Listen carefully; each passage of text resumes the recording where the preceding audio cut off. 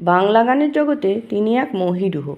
তার ব্যারিটোন কণ্ঠের জাদুতে আচ্ছন্ন হয়েছে প্রজন্মের পর প্রজন্ম। কিন্তু শিল্পী হেমন্ত মুখোপাধ্যায়ের সেই ভরাট কণ্ঠের আড়ালে যে মানুষটি বসবাস করতেন, তাঁর হৃদয়ের ব্যাপ্তি ছিল সুরের সাগরের মতোই গভীর ও বিশাল।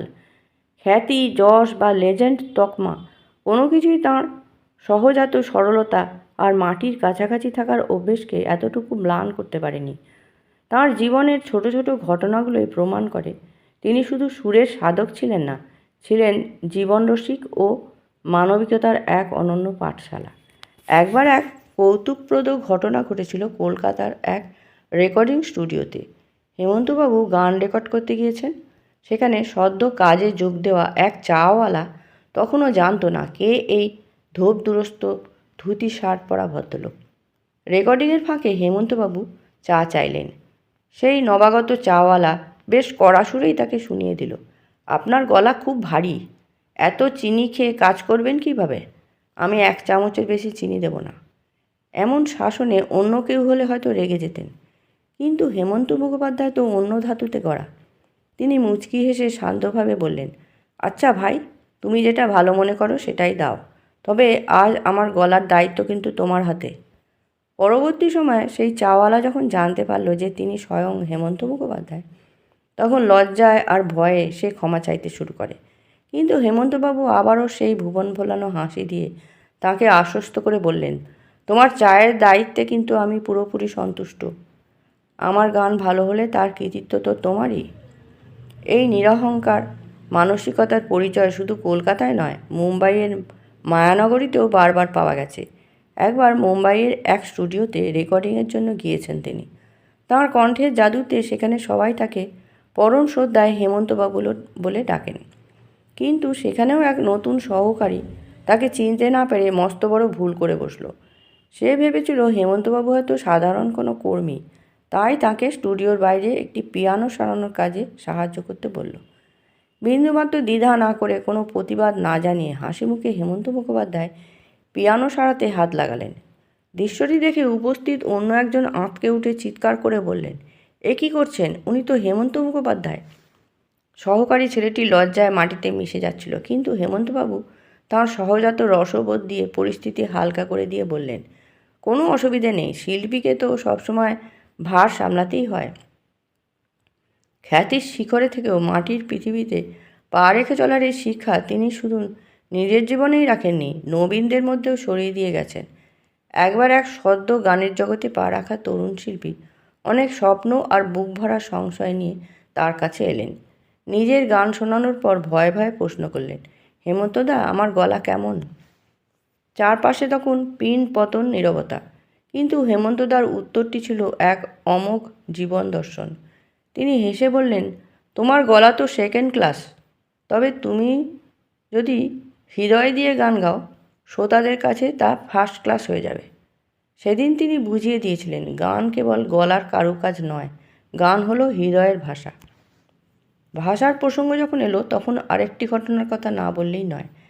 একবার একটি হিন্দি ছবির গান রেকর্ডিংয়ের সময় বাংলা, যার মাতৃভাষা, সেই হেমন্তবাবু হিন্দি উচ্চারণ নিয়ে একটু সচেতন ছিলেন। মহড়ায় বারবার চেষ্টা করছিলেন নিখুঁত উচ্চারণের, কিন্তু রেকর্ডিংয়ের সময় একটি শব্দের উচ্চারণ সামান্য এদিক ওদিক হওয়ায় অর্থটা একটু বদলে গেল। প্রযোজক সুযোগ পেয়ে মজা করে বললেন, হেমন্তদা, এই লাইন শুনলে শ্রোতারাও ভাববে আপনি অন্য কোনো ভাষায় গান করছেন। ঘরে হাসির রোল উঠল, কিন্তু হেমন্ত মুখোপাধ্যায় বিন্দুমাত্র বিচলিত না হয়ে ঠান্ডা মাথায় এক চিরন্তন সত্য উচ্চারণ করলেন, শ্রোতারা সুর শুনতে চায়, ভাষা নয়, তাও আমি ঠিক করে দিচ্ছি। তিনি জানতেন সুরের কোনো কাঁটা তার হয় না, সুরের শুদ্ধতাই একজন শিল্পীর আসল পরিচয়। গানের শ্রোতা বা ভক্তদের প্রতি তার ভালোবাসা ছিল ঠিক এতটাই গভীর ও আন্তরিক। একবার এক বিশাল স্টেজ প্রোগ্রামে গাইতে উঠেছেন তিনি। পশ্চিম আকাশে তখন সূর্য ঢলে পড়েছে। গোধূলির আলো আঁধারি মেখে প্রকৃতি এক মায়াবী রূপ ধারণ করেছে। দর্শক আসনে উপচে পড়া ভিড়। মাইক্রোফোনে হাত নিতেই এক ভদ্রলোক চিৎকার করে অনুরোধ করলেন, হেমন্তবাবু, আপনাকে শোনার জন্য আমি এত দূর পর্যন্ত এসেছি, প্লিজ সূর্য ডোবার পালা গানটি একবার গাইবেন। হেমন্ত মুখোপাধ্যায় বিরক্ত হওয়া তো দূর, বরং মৃদু হেসে বললেন, অবশ্যই আমি সেই গান গাইব। তবে আগে আপনি বসুন, এত দূর থেকে আসতে আপনার অনেক কষ্ট হয়েছে। আমি চাই আপনার ক্লান্তি সুরে সুরে মিশে যাক। তারপর তিনি ধীর লয়ে ধরলেন সেই কালজয়ী গান। তার ব্যারিটোন কণ্ঠ আর গোধূলির পরিবেশ মিলেমিশে একাকার হয়ে গেল। মনে হলো অস্তগামী সূর্যও যেন সেই সুধাকণ্ঠের রেশটুকু পাথেয় করে নতুন দিনের অপেক্ষায় রইল। সুরের মূর্ছনায় ধরণী তখন সত্যিই এক স্বপ্নের দেশ। গান শেষে সেই ভক্ত আবেগজড়িত কণ্ঠে বলেছিলেন, সত্যি আপনার গান শুধু কান্তিই মেটায় না, জীবনকেও সুন্দর ও মধুময় করে তোলে। আজ আমার আশা সার্থক। হেমন্ত মুখোপাধ্যায়ের ব্যক্তিগত জীবনের এক অবিচ্ছেদ্য সঙ্গী ছিল সিগারেট। তিনি ছিলেন যাকে বলে আদ্যপান্ত চেইন স্মোকার। দিনে প্রায় 3-4 প্যাকেট সিগারেট ভস্মীভূত করেও এমন মখমলে ও দরাজ কণ্ঠ কীভাবে ধরে রাখতেন তা ছিল এক পরম বিস্ময়। স্বয়ং ঈশ্বরের অলৌকিক কৃপা ছাড়া এ বুঝি অসম্ভব। অনেকেই যখন তাকে ধূমপান কমানোর পরামর্শ দিতেন, তিনি নিজস্ব যুক্তিতে বলতেন, সিগারেটের ধোঁয়া না গেলে গলার গ্রেনটা ঠিকমতো আসে না। পরবর্তীকালে চিকিৎসকদের কড়া শাসনে যখন সেই প্রিয় অভ্যেস ত্যাগ করতে বাধ্য হলেন, তখন সিগারেটের জায়গা নিল নস্যি। কিন্তু এর ফলে তার সেই ভরাট কণ্ঠে এসে মিশল ঈষৎ নাসিক্য টান। শুভানুধ্যায়ীরা তখন শঙ্কিত হয়ে নস্যি ছাড়ার পরামর্শ দিলেন। তখনও সেই নির্লিপ্ত রসিক হেমন্তবাবু স্বভাবসুলভ ভঙ্গিতে উত্তর দিলেন, ছাড়ো না, দিব্যি কাজ চালিয়ে নিচ্ছি তো। লোকে তো চিনতে পারছে সেটা হেমন্তরই গলা, তাতেই হলো। চেনা বামুনের কি আর পইতে লাগে?